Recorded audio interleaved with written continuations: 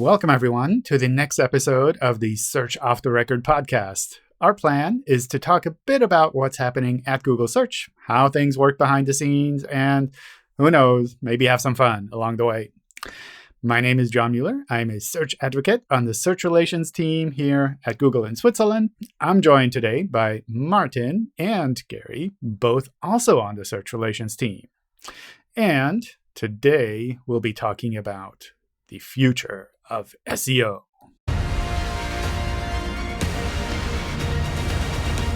Talking about the future, what could possibly go wrong, John? The future. I don't know. I mean, looking back and looking forward a little bit, one of the big changes I've been seeing over, I don't know, maybe the last 10 or so years is how more and more sites are moving to hosted platforms. Where basically you don't have to run your own server anymore, or where it's almost better that you don't run your own server anymore because you don't have to deal with all of the technical infrastructure that's associated with everything around like a server.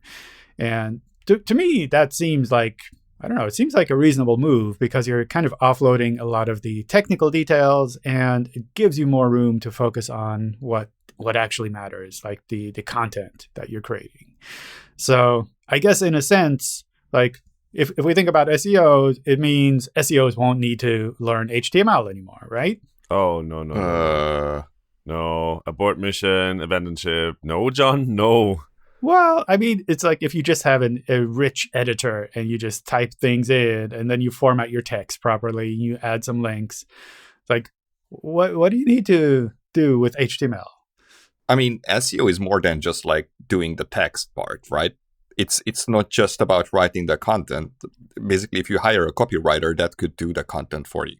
But SEO is also about link tags and meta tags and title elements and all those weird things in the head section of the HTML that you can put there. So you kind of want to know about them to control like how your snippets look like or how your titles show up in search results, and the rel canonical tag to control what will be what should be the canonical version of a URL.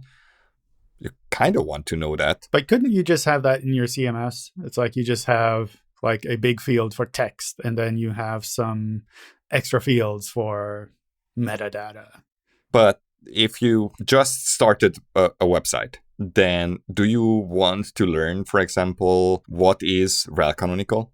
Like, could you explain to me as an absolute noob what is a canonical URL and what is its relation to rel canonical? It's very hard to simplify it. Or hreflang, for example. Try to explain hreflang to someone who just came to the internet and they've never even thought about localization before. Well, I mean, explaining hreflang to someone who has been on the internet for a decade is hard too. I mean, there are people who understand it and can do a good job. That's true. Also, having worked with CMSs in the past, I've seen that the ones that are pretty much the more successful ones allow you to always insert custom HTML, because an editor that needs to be as simple as possible for everyone to use it and to create content should also give you the opportunity to say, and now I want to jump out of the simple mode and actually go and do something more advanced. And that usually contains HTML or means that you need to write HTML. So if you don't know any HTML, you'll be very, very quickly out of your depth there. So I think that's a risky direction to take. Also, when we are launching new meta tags, for example, or directives, robots directives, for example, then we kind of rely on SEOs to make use of them instead of site owners use them. And we kind of tailor the documentation towards SEOs versus site owners. Like for site owners, if you look on dev site in our search documentation, then there the site owner tailored content is very simplistic. And for a good reason. They need to get the basic information that can get their site do okay in search. But then if you want to take the next step, then you either learn more about search and how you can do stuff on your website that makes your site do better in search, or you hire an SEO. And then we have the SEO documentation, which is much more in depth, I guess, and explains things differently with the assumption that the person who's reading it already knows stuff about search and how things work and how things connect to it. You probably don't want to throw the site owner into that water just when they started with it, with their site. Okay, so I guess taking a step back, you're also saying that SEOs should know HTML from the beginning, even now. Yeah, I would say so. I think it's one of the fundamental technologies that make the web what it is, and if you want to work with it, you should know at least a little bit. Yeah, it's not like JavaScript, where like you don't have to know JavaScript to create a good website. Oh, I love Martin's face. But like with HTML, like you can't avoid HTML. It's the very basic building block of the web. So HTML is not going to go away. No. It's also such a progressive technology in the sense that with a little bit of it, you can do a bunch of stuff already, and then you can expand step by step. Whereas, for instance, JavaScript, you just need to know a lot of stuff to actually get something going. And if you make a mistake, potentially your entire code doesn't work. Whereas in HTML, the browser will do its best to actually still make it work somehow. So the more you know, the better it is. But I don't think everyone needs to be an HTML expert. You just need to understand what HTML is and how to use it. Okay. So, John, do you think SEOs don't need to know HTML?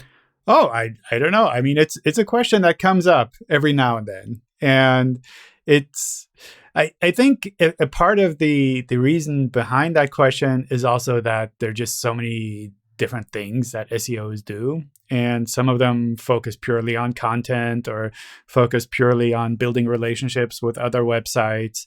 And for some of those activities, you don't need to know HTML, but there are also lots of technical on-page things that you do have to use. I mean, I don't know like how that will evolve, if those directions will kind of merge more or separate out more. But yeah, I mean, it's always interesting to see like HTML is not going to go away. So you might as well get used to it. And if as an SEO you don't know anything about HTML, then maybe it's time to actually try things out.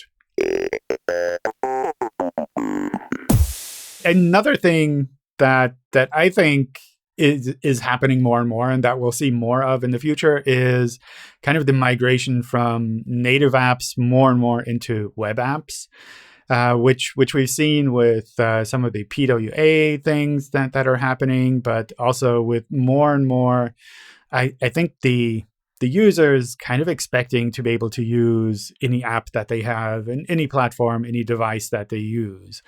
And it feels like that kind of work is going to continue as well. And probably that means things like understanding JavaScript will become more and more important for SEOs as well, which will probably make Martin happy.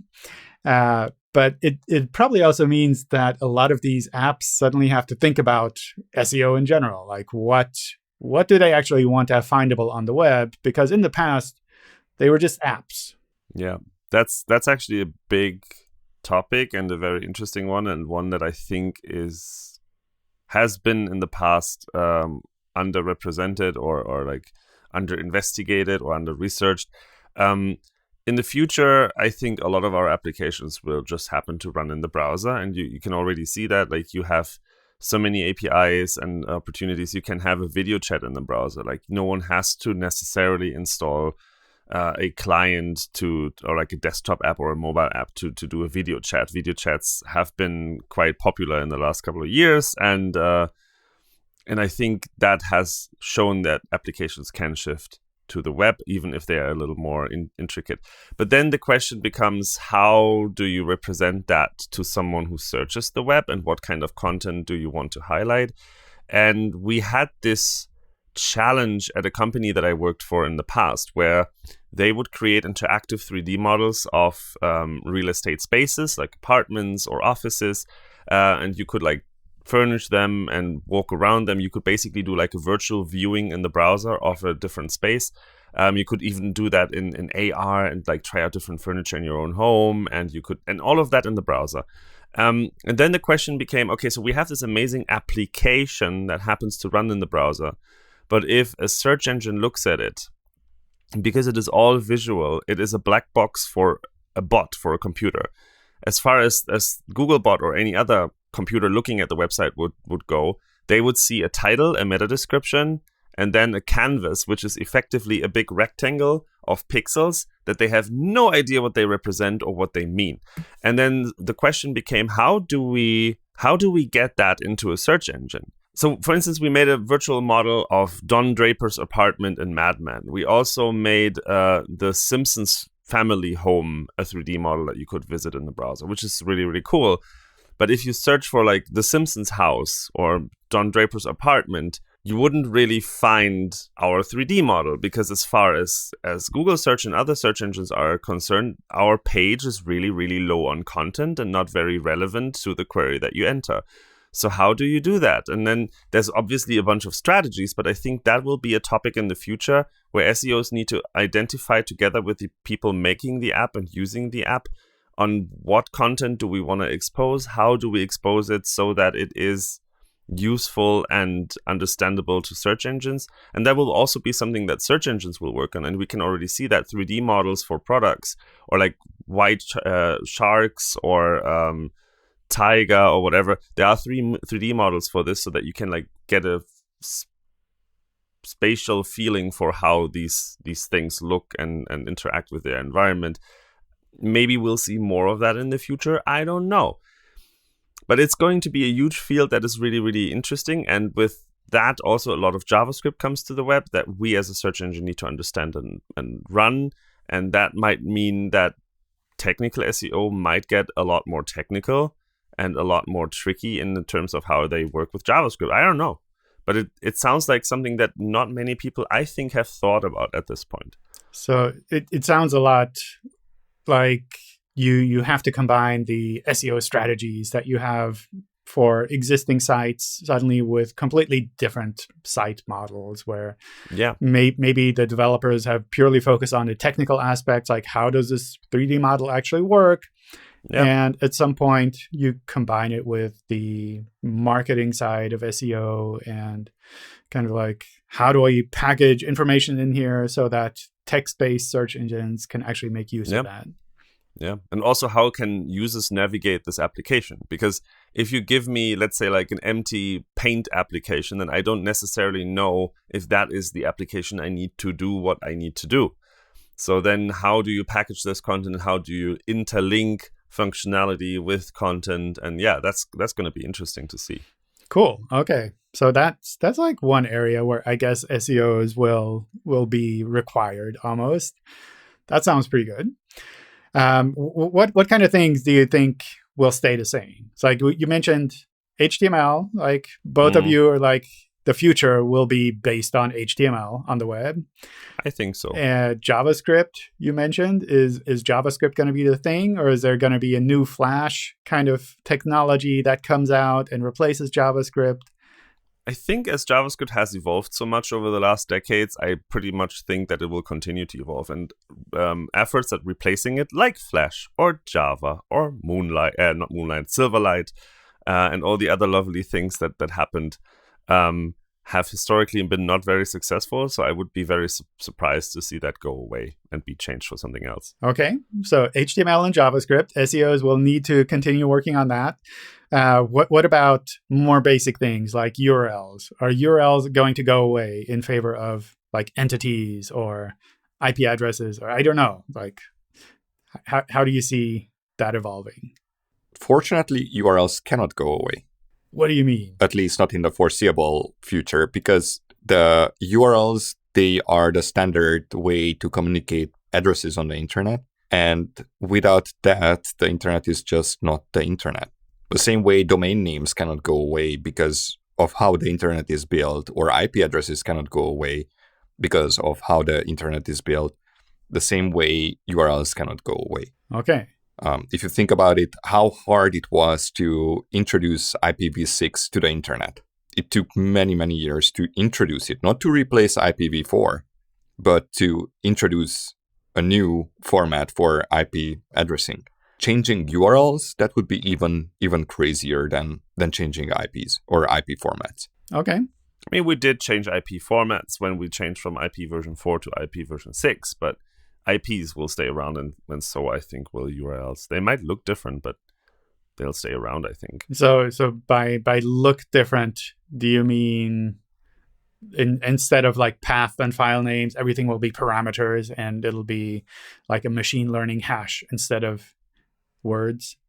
Maybe we will decentralize the web somehow and everything will be identified by the hash of the content, and then you might get it from different sources. Who knows? But I think URLs, in terms of addressing contents on the network, will stick around.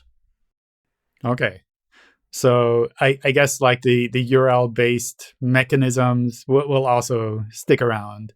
Like at least like looking forward maybe 5 or 10 years, it feels like a long time for the web, but at the same time, it's like looking back 10 years, like what has changed on the web? Not much. It's like different ads, more cat videos, which is kind of sad, but it's like the other URL-based mechanisms, I guess, would also be similar. Like you mentioned the rel canonical. That seems like something that'll stick around, or do you think something will come along and be able to replace the rel canonical? I mean, there's no need to replace it. Usually, these changes are prompted by a need.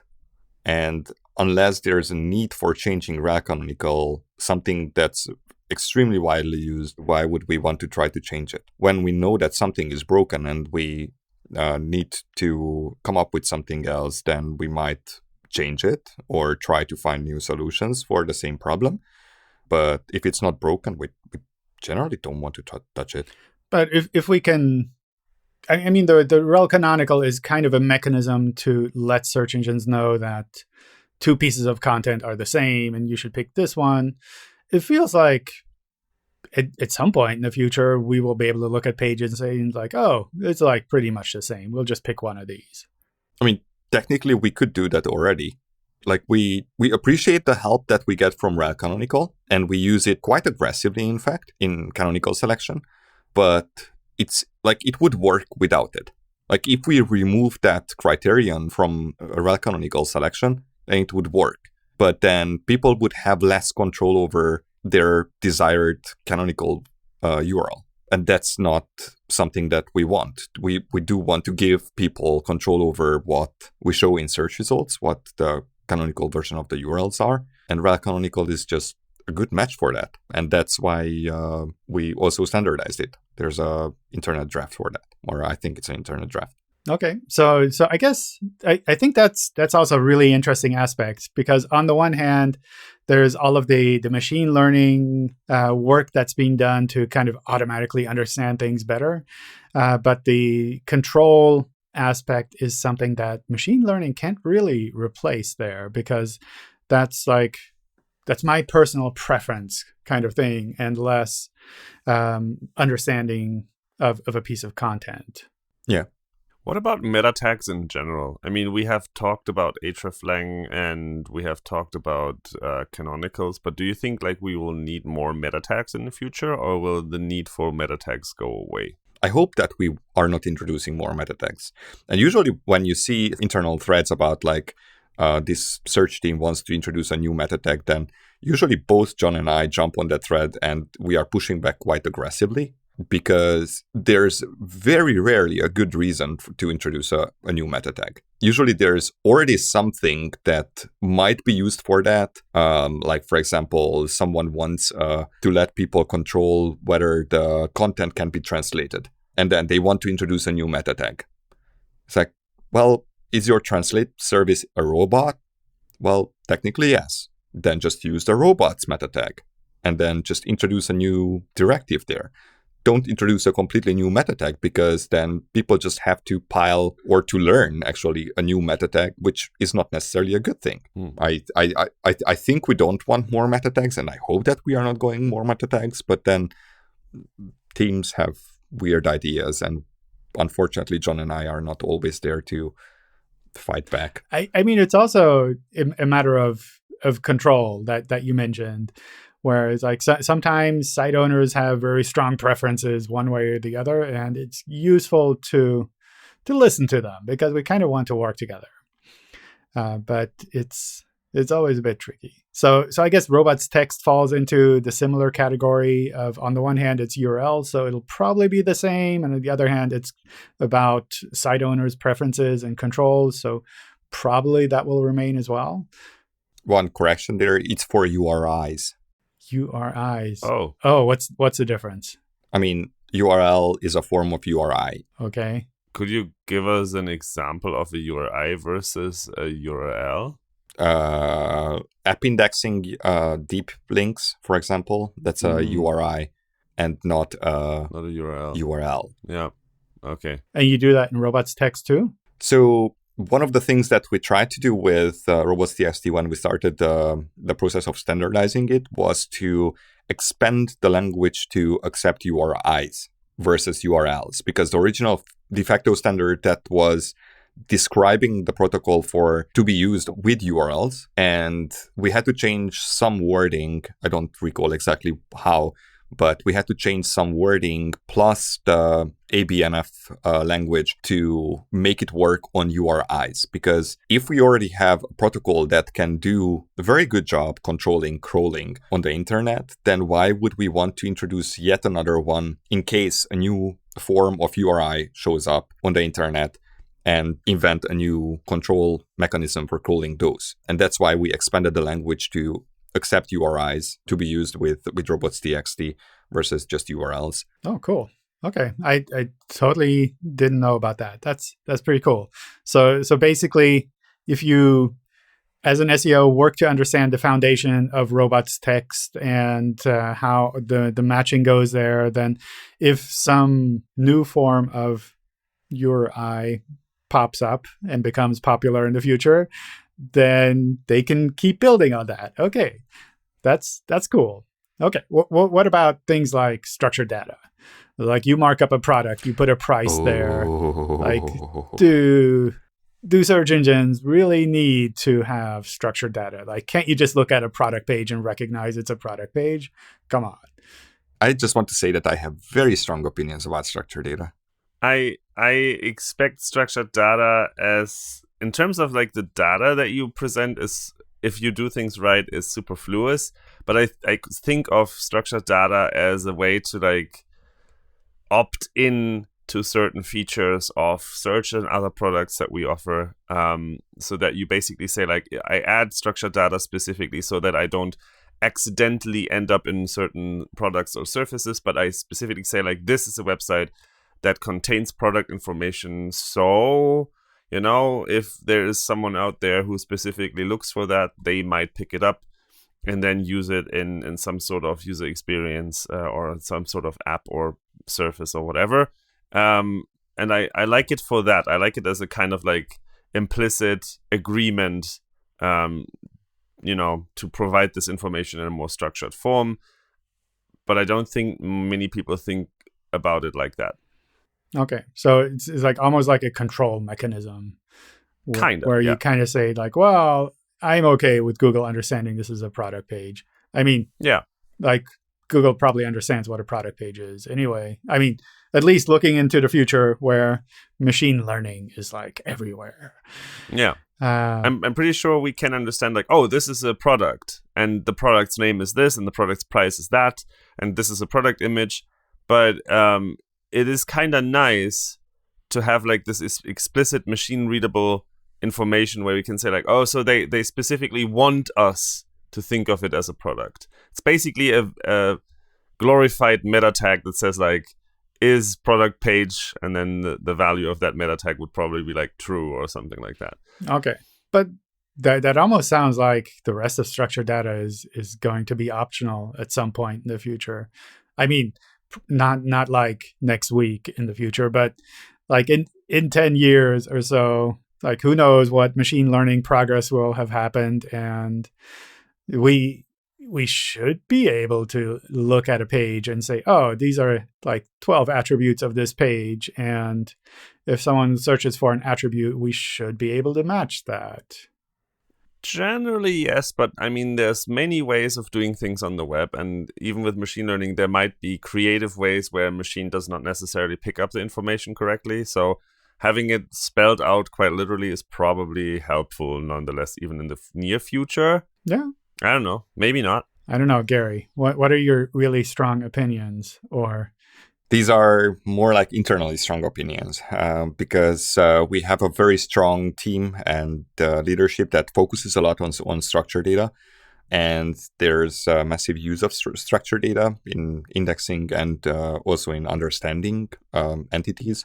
And my opinion is that, yes, structured data is amazing for these kind of things and to power features.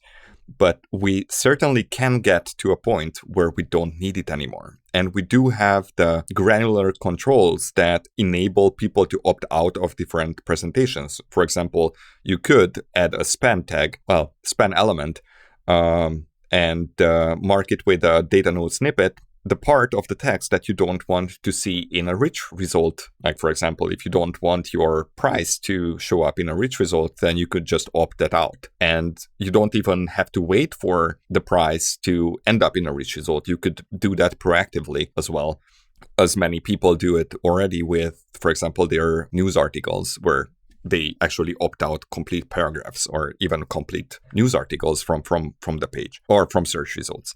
So I don't see a reason why people couldn't do that with rich snippets, especially because we are getting better understanding these, for example, product pages.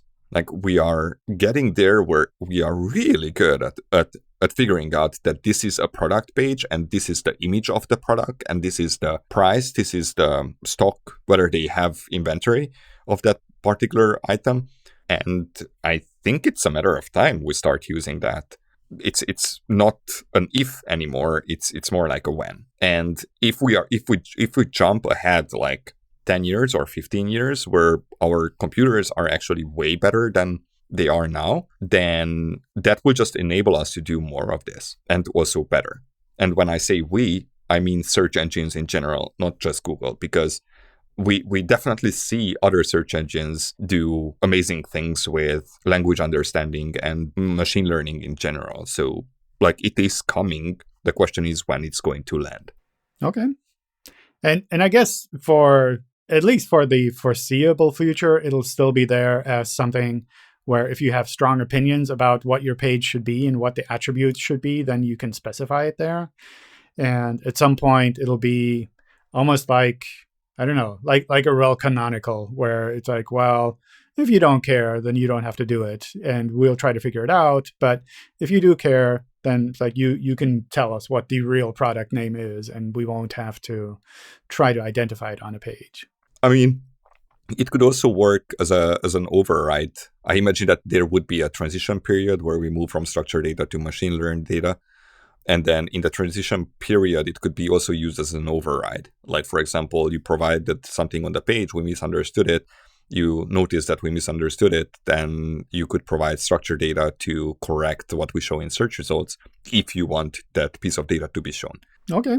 Maybe that would work. We'll cool. see. Yeah. So I guess SEOs still have to think about structured data, and at the very least, they'll have to think about what they actually put on their pages, and to be clear with regards to the actual page's content. So it's almost like good content will continue to be important for SEO. Well, that's a shocker. No shocker. Okay. Getting things into search engines, do you think that will change? Like the crawling part of the web, that feels so antiquated. It's like, oh, you find one URL and then you look to see if there are links to other pages and then you request those pages. Like, couldn't we, like, I don't know, just get a dump of all HTML pages on a website and we'll just process that at once? I am so excited to see how that's going, because currently there is this push towards a more push-based approach. So right now it's a bit of like a pull thing where search engines kind of make a decision which URL to crawl when and how often. So they go and pull information from people's websites. I know that other search engines, namely Bing, is experimenting with a push approach where I, as the website owner, proactively tell the search engine, hey, there is information on this URL, please come get it. We are experimenting with it as well for certain use cases. I think like live streams and something, or live blogs or something like that, and job adverts. I think we are using an index push based approach. But looking in the future, now this is kind of nice and useful because there's only very few people using it and very few URLs being pushed if you compare to the size of the internet as a whole, or of the web as a whole. And thus, obviously, we can give those priority that are pushing us proactively or pinging us proactively. But if everyone does it in the future, let's paint a picture. 3 years, our indexing API opens for all websites and all pages, and Bing does it as well, and everyone wants to be in Bing. I think Bing is now open for everyone already, but I'm not sure how many people are actually using it. I don't think they publish this information anywhere. But let's assume like everyone pushes all their pages all the time. First things first, there is additional work on the side of the website creators, of the website owners, because they have to feed this information to the API somehow. So there will be specific tooling that does this for you, or you have like a script that runs every hour and pushes any potentially updated pages to this API. So it's actually more effort on your side. And then also, if everyone does it all the time, I don't see how anyone, Google, Bing, whoever else, would be able to process this with the same high priority as they do it today. And then we would be back to square one, I feel, where they have to schedule things, and then just pushing it to the API doesn't mean that it gets indexed right away or indexed at all, because there will be delays, there will be scheduling, there will be dismissal of spammy or bad URLs. And I wonder how that's going to look like in a couple of years, and if there are some certain solutions to this problem that I'm not seeing, but I can't really imagine one. But I would love to be wrong on this. I think one more problem with push is the amount of spam that you will ingest.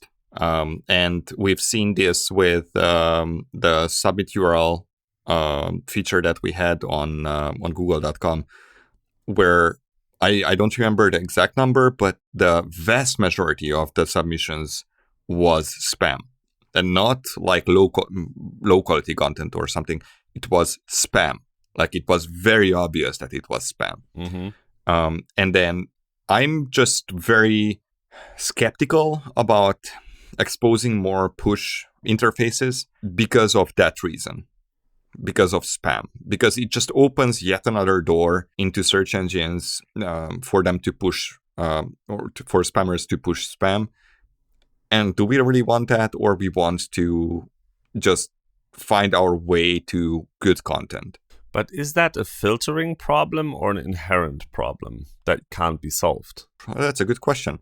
It can be tailored or filtered to some extent, but then you end up with false positives where you filter stuff that you shouldn't have, and then people get grumpy about it. People who are trying to spam also get grumpy about it, and they create lots of noise externally, and then it's your and John's and my job to keep them at bay. So is that nice? No. What I would actually really want to see, and we are kind of working on some solutions, is to be more intelligent about crawling. Because if we are more intelligent about crawling and we are not hitting sites repeatedly for the same URL, for example, or we are more intelligent about discovery, then we are not wasting resources. We are either on the site's side or on our side, and we are just doing better job at getting content into the index. And I think that's much nicer. And that also leaves the thing that SEOs or technical SEOs do nowadays there for them to work on. So you're saying links will not go away? Why would you bring up links? Well, it's like crawling. Why? It's like crawling through a website. You need links. But why? Oh, so you're saying links are going away? I'm staying out of this. Why are you twisting my words? Why are you bringing this up even? I mean, links shouldn't go away. Okay. I think we got better at using them, and perhaps we don't need as many links as people believe to do ranking well. but I don't think they are going away. They are the same as HTML. Like they are basic building blocks. Well, because they are HTML, and they just cannot go away. Okay, cool. More things not going away. Sounds like SEOs will have a future at work anyway. What about things like keyword research? What's that? It's like when you research specific topics that people are interested in, and then SEOs and try to encourage writers to write about these topics because they would drive attention in search. I guess it was they. Okay. What about content in general? It's like with all of these text generation algorithms, basically you just tell a machine what the topic should be and it'll create a full page for you, right? So writing will go away? I think that could be a topic on its own for a future podcast episode, because like we can see the pros and the cons of machine generated content, and we are quite strict about what we allow in our index. But on the flip side, you can also see very good and smart machine generated, I don't know if smart is a good word, but very intelligent machine generated content. I recently saw a short article about yeast, for example, and it was generated by GPT-3. Search for it on your favorite search engine if you don't know what it is. And it was very well written. Like, I couldn't tell that it was written by machine. And then there's the thing that, like, if you can't tell that it was written by a machine, then does it matter if it's in search or not? Okay. Yeah. So it's a good content is okay. But what if the machine makes stuff up? It's like it's a topic about yeast, and it tells you put gasoline into bread, and then it generates yeast. And it's like well-written English, but anyone who knows the topic is like, this is wrong. Well, but it also depends how the content was generated, or what were the sources for it, right? Like how it was taught. Yeah, I think this deserves its own podcast episode. Like we could debate about this a lot. Right now, our stance on machine generated content is that, like, if it's without human supervision, then we don't want it in search. If someone reviews it before putting it up for the public, then it's fine. Cool. It sounds like one of those areas where SEOs could evolve and try to learn more about like fancy machine learning technologies and kind of, build out a niche for themselves. What about images, video, audio? That seems like another one of those areas where machine learning could pick up and say, oh, this video is about cats. We will just rank it for cats. Wait, audio? Why would you ever produce audio? Audio. Yeah, podcasts are overrated. It's Oh, podcast. Oops. I mean, or ASMR. I mean, like with images, that's one of those things where the machine learning teams, the research teams always kind of like try to show off like how well they recognize the objects on an image and what they're doing. Do you see that kind of going into SEO where suddenly people won't have to do alt attributes for images anymore, and images will just rank perfectly? I gave a presentation a couple years ago at a conference called CPIC, and we were showing entities that we could detect from simple images. Simple images being a picture of an apple on a white background, I think the Eiffel Tower, and then a person in a picture, again, white background. And we could tell the general topic of the image. So we could say that a red apple or Eiffel Tower or person. But for example, for the person, we couldn't even tell the gender. And from the picture, like if you were looking at the picture as a human, like it was very obvious, the perceived gender. But the machine just couldn't actually say anything about the perceived gender of the person in the picture. And I think that's still true. Like in general, we can tell the basic topics or topic of the picture or what's in the picture, but we can get quite confused. If you put up a grapefruit and an an orange and the perspective is off or confusing, then we might not be able to tell the two apart. So yeah, I think for now we are going to rely on alt attributes and surrounding text quite a bit. I can see that eventually we get there where we can detect more concepts and more accurately in images, and then we can use that for ranking purposes. But I don't think that we are there yet. But I definitely think that we are going to get there eventually. No, I think the aspect that I always think about as well is that usually when it comes to images, it's not that people are looking for images, but they're looking for kind of like what's represented by the image. Where like if you're looking for luggage, then you might use image search to kind of try to find the luggage, but it's not that you're looking for a photo of a nice suitcase. You want like actually to buy a physical suitcase and you just want to see what it looks like. Yeah, I think we call that visual exploration. It was actually the basis of that presentation that I was referencing, and that the vast majority of our users are actually doing that, visually exploring the web versus going and finding an image for a meme or whatever. Okay. So working with images and videos will also continue to be something for SEOs. What about voice search? Like, will SEOs have to optimize for voice search? Oh, God, the future that never will be. I think no, because if we learn anything, I remember like a bunch of years ago, people were like, oh, we'll stop using keyboards and just do voice. And I think that has been a recurring theme from like the 90s, but I think in the future it won't change and we will naturally or magically become the number one thing that we need to worry about, simply because it changes the input modality and it changes probably how queries are phrased, but it doesn't change the fundamental use of natural language to retrieve information from the internet.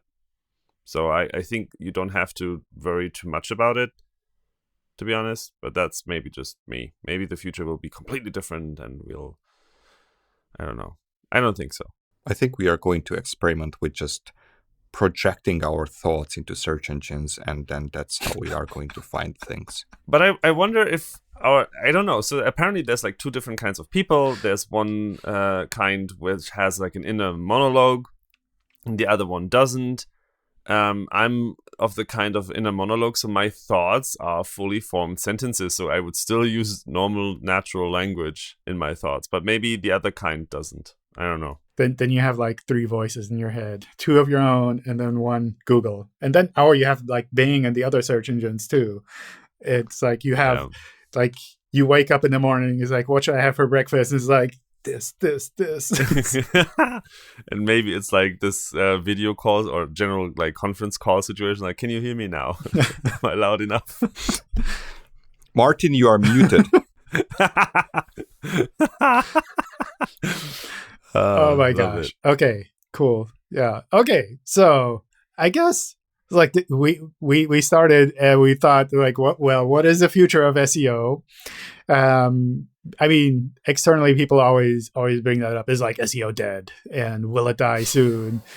And it sounds like, at least based on your expert opinions here, like SEO is not going to go away.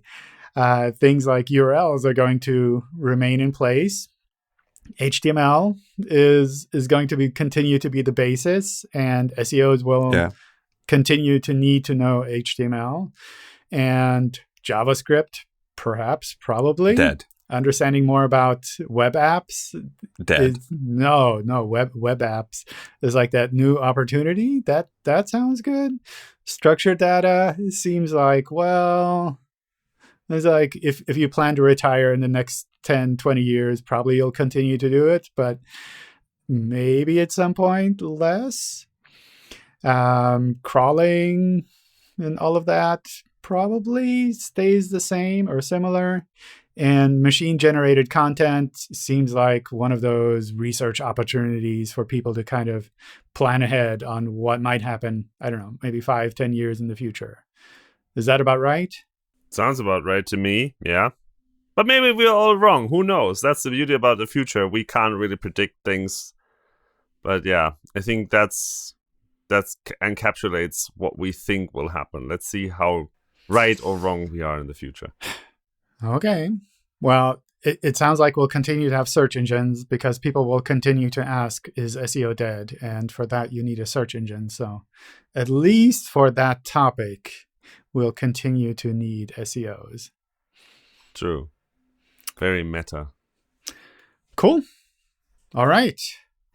And with that, I think we've kind of made it to the end of our episode. Which is pretty cool. Thank you for joining in here. Thank you all of the listeners who are watching or hearing, I guess. Thanks for joining us here. We've been having fun with these podcast episodes, and I hope you all find them insightful and interesting too. And regardless, let us know if there's anything that you think we should be talking about more in the future. Feel free to drop me a note on Twitter or chat with us at any of the virtual events that we sometimes go to, which is not a lot at the moment. And of course, don't forget to like and subscribe and update all of your links to point to this podcast episodes because Gary says links will not be going away. So, thank you and goodbye. Wiederschauen, reingehauen. Goodbye.